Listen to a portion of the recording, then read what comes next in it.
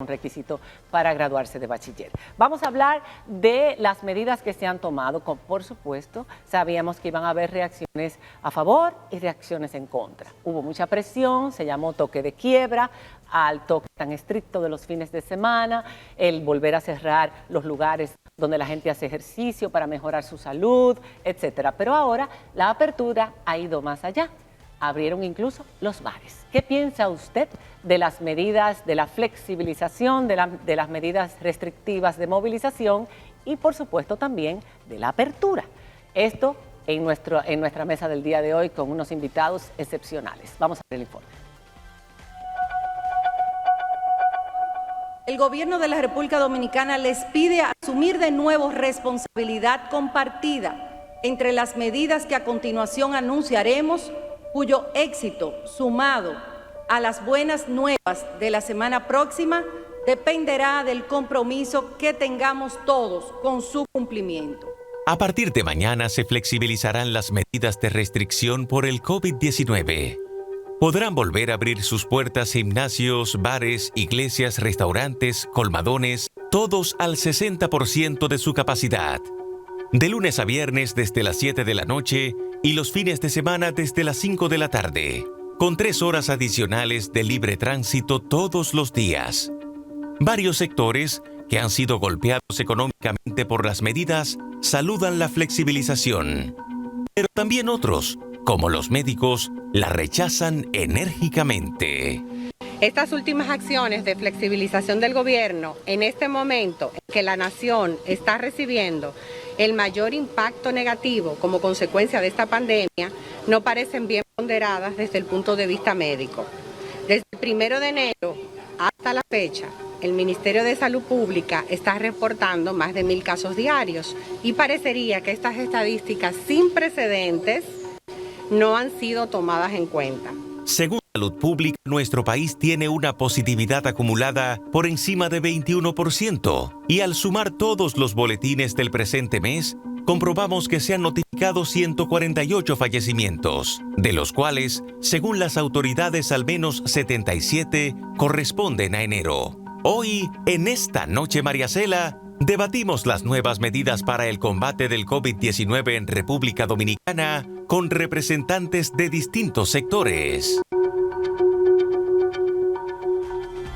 Bueno, y vamos a conocer a nuestros invitados en el día de hoy. Tenemos con nosotros al doctor José Joaquín Puello, médico neurocirujano, profesor y deportista. Taira Vargas García, buenas noches. Ese no es el doctor José Joaquín Puello, ese era Ernesto Guerrero.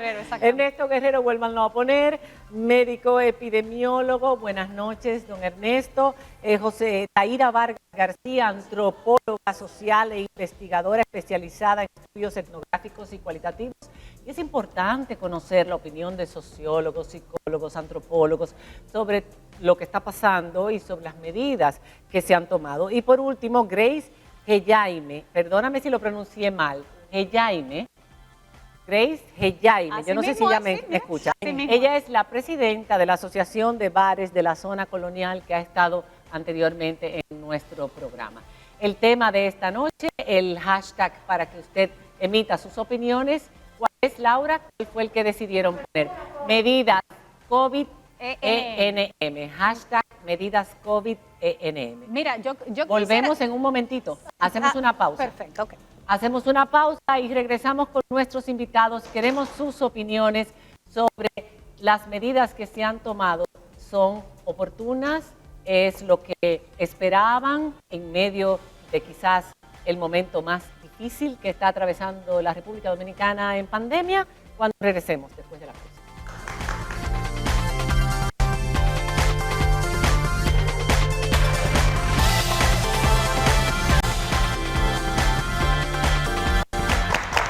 Bueno, en los últimos días hemos visto un incremento en las personas contagiadas, en las personas incluso fallecidas producto del COVID-19, quizás el momento álgido de la pandemia hasta este momento, desde que empezó en marzo a afectar a nuestro país.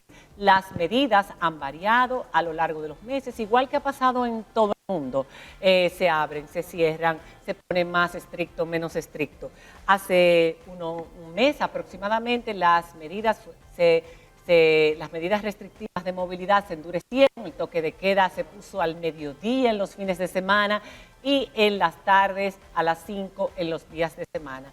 Sin embargo, no hemos visto el resultado esperado al mes de haber tomado esas medidas porque la positividad no ha bajado lo suficiente. Cuando la vicepresidenta anunció las medidas el viernes pasado, dijo que se había evidenciado una disminución en la curva. Sin embargo, en el boletín de hoy mismo podemos ver que la positividad acumulada es de 21%. Exacto. O sea, la positividad no ha disminuido. No ha disminuido. El tema de la letalidad, preocupa. ellos no lo han explicado muy bien porque la verdad es que hemos visto muchos reportes de fallecidos durante estos últimos días donde hay actuales y acumulados, hay de los dos. Okay. Hay viejos pero y actuales. Uno se pregunta por qué a pesar de esas medidas tan restrictivas esto no funciona. Entonces vamos a ver en el día de ayer, por ejemplo, la playa de Boca Chica, ¿cómo estaba?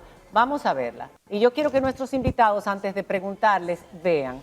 Y vamos, ahí estamos viendo una playa con muchos chiringuitos, muchas sombrillas con mesas, donde se reúnen los grupos familiares o de amigos.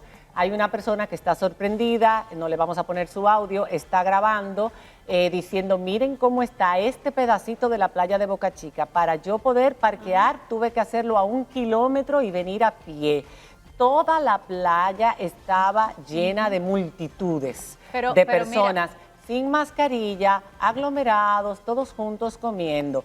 Hemos visto montones de fiestas, hemos visto la policía que también. Asimismo ayer el Ministerio de Turismo multó a otro hotel donde se violaron las medidas, había una fiesta nocturna donde estaba todo el mundo sin mascarilla. Entonces sí, hay violación constante a las medidas de distanciamiento. Los que pagan la cuava, como decíamos antes. ¿Quiénes son los que respetan el toque de queda?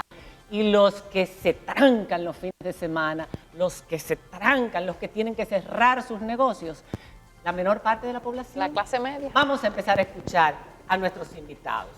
¿Qué les parece esto que está pasando? Doctor Puello. Bueno, yo quiero comenzar en primer lugar, diciéndole a ustedes, mi querida María Cela, yo me sé el himno dominicano entero. En aquella época se enseñaba de arriba a abajo. A mí también, para mí se me olvidó una estrella. Pero todavía más me sé el de Duarte. Claro, el de también. El de Sánchez, el de las Madres. ¿En qué escuela estudió usted? ¿En qué escuela estudió usted? Sí. ¿En qué colegio estudió usted, doctor? No, yo nunca fui a colegio, escuelas públicas en el interior del país. Mis padres eran maestros. Sus padres maestros. San Juan de la Maguana, Salcedo, San Cristóbal, Barahona. Bueno, eran maestros y anduvimos el país entero. Pero bueno, el tema es interesantísimo, porque es un tema de cómo buscar un equilibrio entre controlar el virus, por un lado el contagio, y por otro lado no afectar la economía, sobre todo la economía diaria, los que tienen que producir dinero para su familia, el chiripero, los pequeños comerciantes y también los grandes, vamos a ser sinceros. Pero el tema, ustedes dieron la respuesta en los primeros segundos del programa. El problema, María Cela y mis queridas amigas, gente que nos está viendo, ha sido que no hemos cumplido ninguna de las medidas restrictivas que se han puesto. Ninguna. Se han violado de manera constante cada una de las medidas que ha puesto el gobierno. ¿Qué ha hecho el gobierno entonces? Ha ido flexibilizando, recoge un poco la cuerda, vuelve y la aprieta para ver si se puede controlar. Pero en pocas palabras, en muy pocas palabras, en una sola frase, ha sido el hecho de que no se han respetado las medidas restrictivas. Si lo hubiésemos hecho desde el principio de manera real, no tendríamos la cantidad de muertos que tenemos ahora. Ahora yo les voy a poner a ustedes el caso mío, y lo digo con la humildad, bueno, la más grande humildad que yo puedo tener. Señores, yo me juego la vida todos los días, Yo vengo del hospital ahora. Yo no sé quién me contagió hoy, de esa cantidad inmensa de gente que va, que está en los bares, que está jugando dominó en la calle, porque no es el bar ni el dominó, es que no respetan las medidas restrictivas. Yo no sé quién me va a matar, realmente no lo sé. Y yo he llegado a mi casa ahora y con una alegría inmensa de ver a mi esposa. Llegué vivo, no estoy contagiado todavía, pero no sé mañana. Entonces de eso se trata. de que nosotros los médicos nos estamos jugando la vida. Han muerto más de 45 médicos, más de 40 médicos, un número importante de enfermeras. Yo tengo parte de mi personal contagiado, no sé si se van a morir hoy, mañana o pasado. Entonces, no es posible que el ciudadano dominicano siga irrespetando las medidas del gobierno. Entonces, vuelvo a repetir, no es un problema de si cerramos o no cerramos, qué vamos a cerrar, cómo vamos a controlar. Es posible que algunos de los bares, gimnasios o algunas zonas francas tengan las medidas restrictivas y las cumplan. Bueno, gracias a Dios que sí lo hacen. Nosotros las cumplimos también en el hospital, las medidas restrictivas. No se lo damos muy de lejos, ¿cómo se llama? Hacemos las consultas en pantalla plástica. Nosotros mismos nos estamos cuidando. Andamos con doble mascarilla, estamos lavándonos las manos continuamente y aún así nos contagiamos. Imagínense ustedes ahora la gente que no ha respetado al gobierno. Criticar al gobierno por la flexibilización. No, vamos a criticarnos nosotros mismos porque no hemos podido cumplir con esas medidas. Y finalmente, todo esto, y estoy seguro que ustedes estarán en principio de acuerdo conmigo, ese equilibrio que tiene que haber en el nicho de la vida, de la lucha para protegernos de la muerte, porque, señor, el virus mata. El virus mata, eso vamos a estar conscientes de eso no hay duda. Y en doctor. segundo lugar, el otro lado, el otro nicho, la nación, una nación pequeña con pocos recursos que necesita trabajar. Pero, María Cela, y la gente piensa que a los médicos le ha ido bien. Los médicos se han pasado meses sin poder ver pacientes, en consulta con privada, familias, con hijos. O sea, también los médicos están sufriendo, no solamente en carne propia, el confinamiento, sino además de todo eso, la falta de ingresos y encima de todo eso, jugarnos la vida todos los días. Entonces, de eso se trata, de buscar ese equilibrio. Pero ojalá fuera para ir a trabajar, que la gente se aglomerara, que no es el caso generalmente. Se aglomeran sin mascarilla cuando están bebiendo, en fiestas, en restaurantes, en bares. Doctor Guerrero, nos gustaría escuchar su opinión. Sí, porque, doctor, aquí el cuestionamiento que han hecho las sociedades médicas es que el momento actual no era propicio para la flexibilización. Claro. ¿Qué piensa usted? por los indicadores que nos dan. Yo pienso que el gobierno está haciendo los mayores esfuerzos, en este caso, para contener la epidemia con las medidas impuestas. Lo que estamos viendo ahora es lo que hemos visto en anteriores ocasiones, que una parte de la población pues, no cumple con las medidas impuestas. Sin embargo, hay que entender que, por ejemplo, ese toque de queda, como se ha impuesto en este país, y por el periodo de tiempo que lleva, quizás no son medidas que tienen el impacto que uno puede estar esperando. Puesto que ustedes lo ven, los casos han seguido aumentando y la cobertura de los camas hospitalarias también sigue aumentando. Y es que es muy difícil, pues, tú mantenerla por mucho tiempo. Esto se usa en momentos de crisis, exclusivamente casi para bajar la curva y permitir que los servicios, que ese frente que tenemos ahí, que los médicos no se vean afectados y puedan trabajar de manera holgada, cumpliendo pues, con su juramento hipocrático. Pero mantenerla por mucho tiempo es casi imposible. Yo creo que se le ha cargado demasiada responsabilidad a la población. Entonces se culpa a la población por no cumplir y que estos son problemas de la población. Y se victimiza a quien puede. Es que cumplir el toque de queda, no todo el mundo lo cumplimos igual. Estamos atravesando una tormenta, pero hay gente que va en un barco grande y otro que va en un barco pequeño. Y entonces se juegan la vida diariamente tratando de aceptar o violar estas medidas. En parte yo pienso que toda medida de distanciamiento es importante. Es importante porque ha sido probada. Pero el gobierno las autoridades también tienen responsabilidades que cumplir. Y esa parte no la hemos visto tampoco con la efectividad que yo creo que merece. Y me refiero, en este caso, a la búsqueda, la identificación, el aislamiento y las cuarentenas de las personas contagiadas con el virus o sus contactos. El mapeo. Los países que han logrado detener la epidemia, que mantienen más o menos estables, son aquellos que se dirigen toda su atención a cortar la cadena de transmisión. Ahí es donde es efectivo. Una persona en la calle, deambulando en la calle, violando el toque de queda, no infecta a nadie, ni contagia a nadie, ni en los parques tampoco. Por el contrario, cuando tiene un horario restrictivo, en los bancos, en los restaurantes, en todos esos demás sitios, en el transporte, pues se va a aglomerar y entonces el efecto es contraproducente en este caso.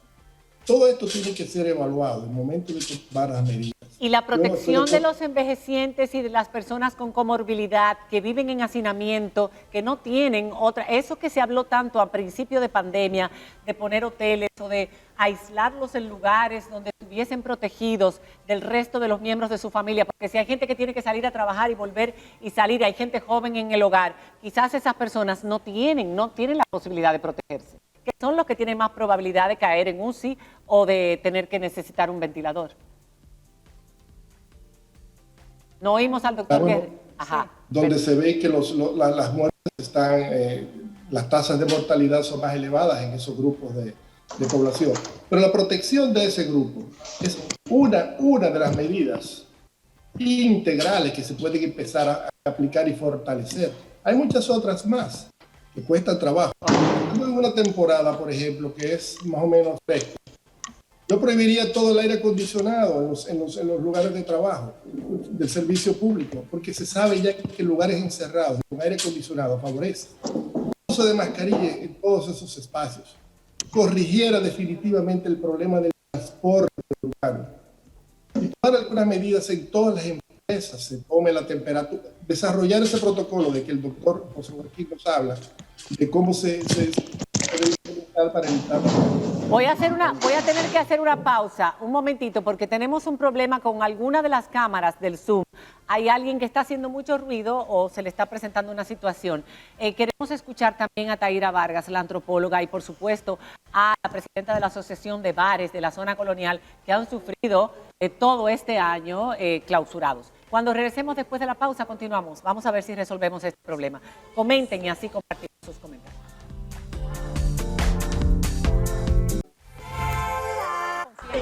Seguimos conversando sobre las reacciones a la apertura y la flexibilización de las medidas restrictivas en medio de la pandemia recientemente que se van a poner en práctica a partir de mañana. Y vamos a escuchar a Taira Vargas, la antropóloga. Taira, usted escribió un artículo sobre la ineficacia del toque de queda y vimos que en la parte científica el doctor Guerrero dijo también que él no le hacía sentido el toque de queda, aunque tampoco cree que lo que se ha hecho con la apertura sea lo prudente, como están los indicadores en el boletín. Háblenos un poco de eso del toque de queda, cómo nos afecta a nosotros como ciudadanos, que no estamos adaptados al confinamiento y como dominicanos a cumplir normas. No, y menos en lugares muy pequeños, sí, que es una gran parte de la población.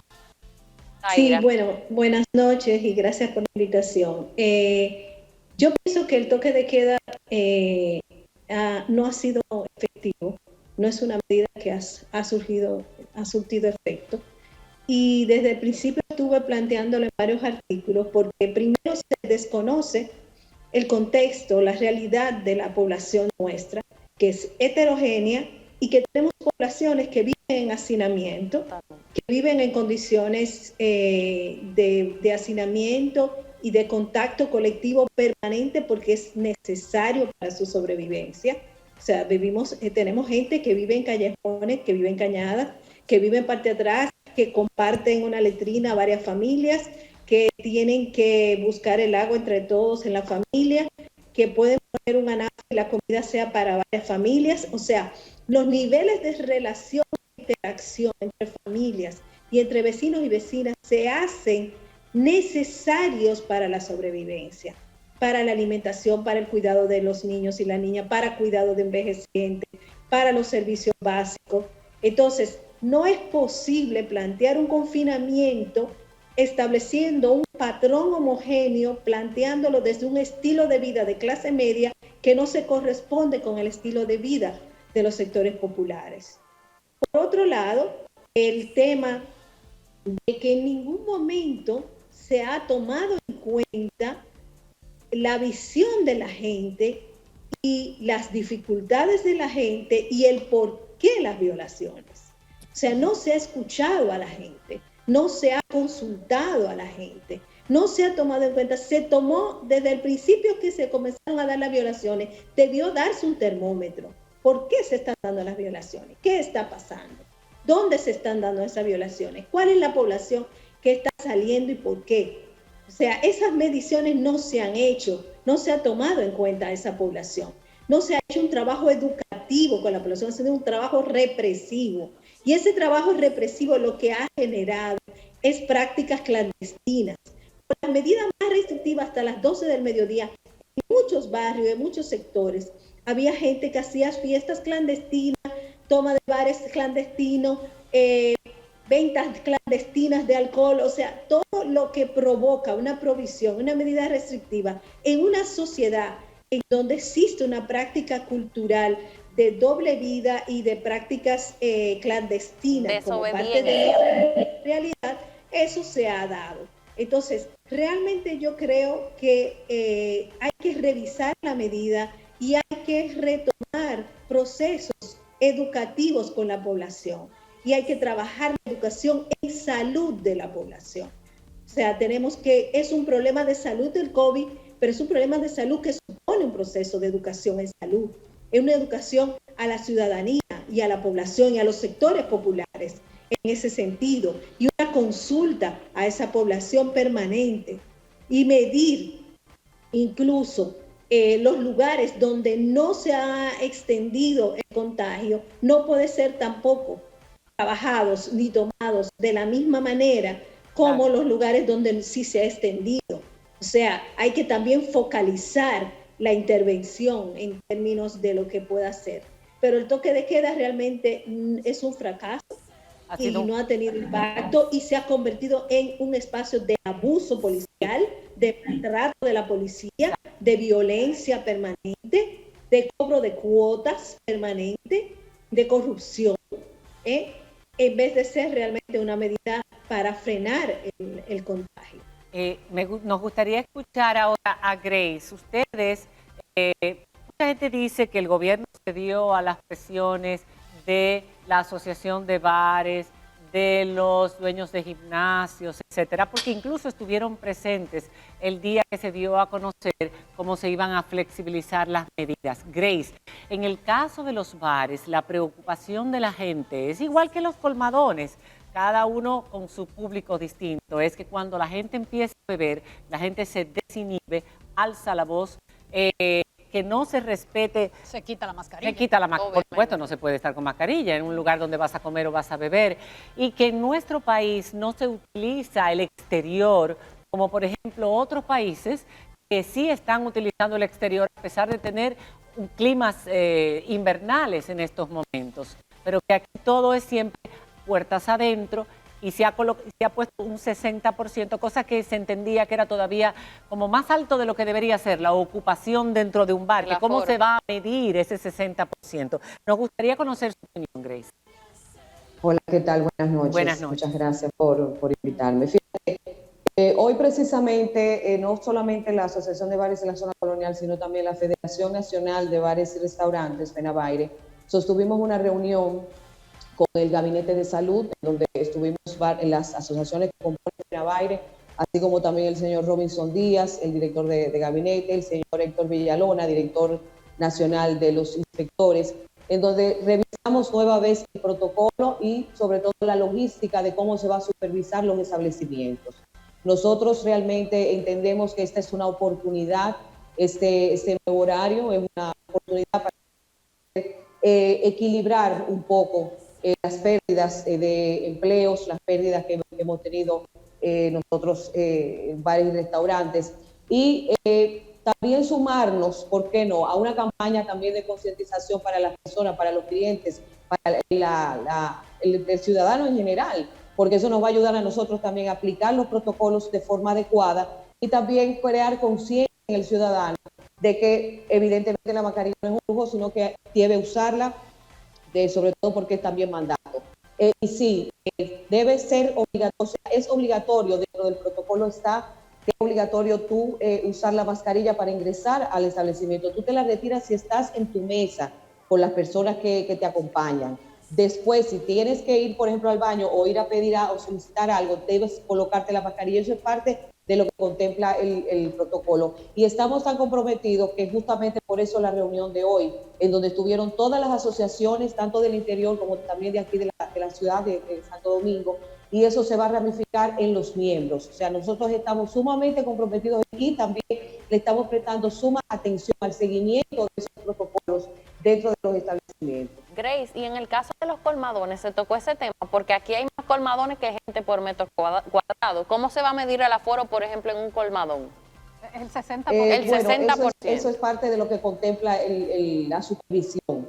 O sea, ya se creó la comisión que va a estar integrada por un miembro de Interior y Policía, de Salud Pública, Industria y Comercio y también Turismo. Esos son los que van a ser encargados de supervisar los negocios y supervisar que se cumplan los protocolos, y dentro de eso pues, también están los colmados y colmadones. Porque esa es una preocupación también de nosotros, porque obviamente aunque seamos hermanos, porque somos negocios de de bebidas alcohólicas, no operamos bajo las mismas reglamentaciones. Eso lo tenemos claro. Mira, yo quiero hablar sobre otro grupo de la población que ha tenido un toque de queda de 24 horas, que son los niños. Los niños, desde que empezó esta pandemia, han estado fuera de las escuelas. No vemos que haya todavía alguna intención de volver de alguna manera a la presencialidad. Me gustaría conocer la opinión de Ernesto Guerrero, epidemiólogo, de la experiencia en otros países, si la apertura de las escuelas ha significado un aumento importante en los contagios y si sería posible o sería conveniente que el Estado establezca a los maestros como uno de los grupos prioritarios para recibir la vacuna, a ver si nuestros hijos pueden volver a las aulas. Agregándole a lo que ella acaba de decir, mucha gente se cuestiona y dice, se abren bares y colmadones y sin embargo las escuelas cerradas, cuando los estudios dicen que los niños no transmiten tanto, no contagian el COVID en la forma en que se pensaba. Vamos a escucharlo, doctor. Estoy de acuerdo, yo estoy de acuerdo con lo que ustedes expresan. La educación presencial es sumamente importante para el desarrollo de la niñez. Lo que se ha visto en otros lugares es que también los niños pueden resultar infectados y pueden llevar la enfermedad, transmitir el contagio después a sus mayores. También lo pueden hacer con los profesores, la limpieza, toda la parte administrativa que laboran en las escuelas. También de alguna manera se expone a riesgo. Entonces ahí vuelve otra vez en la búsqueda de ese equilibrio. ¿Cuáles escuelas deberían estar abiertas, cuáles deberían estar cerradas? Veamos dónde están las tasas más elevadas, si es en el interior, si es en la zona urbana, cuáles escuelas se pueden abrir en otro lugar y empezar a implementar un protocolo. Porque yo veo que algunos países asiáticos, aún con esos niños, empiezan a implementar un protocolo que va a servir no solamente para el COVID, sino para la prevención de muchas otras enfermedades infecciosas.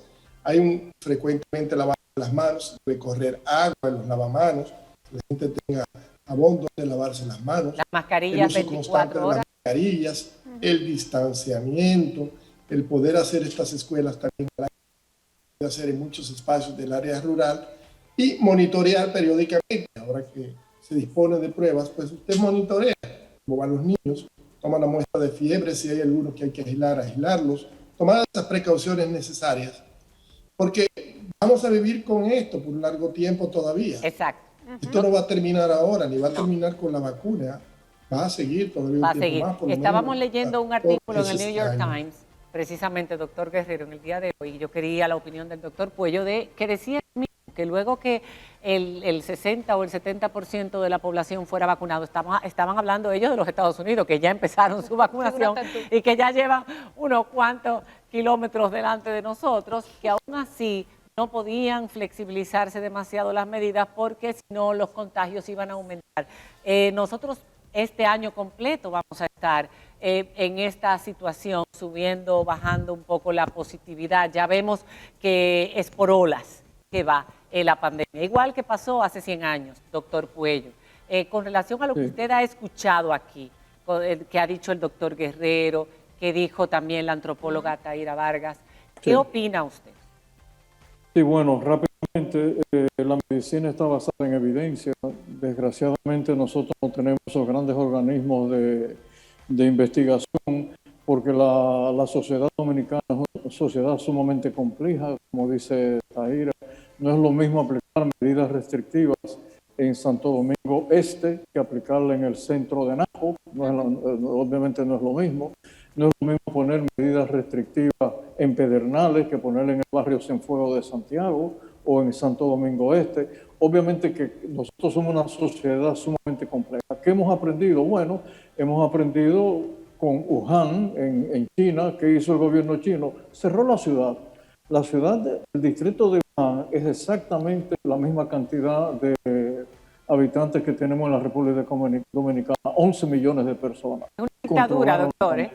Pero allá hay otro régimen político. Claro. Y era realmente sí o sí, no había forma de discutir.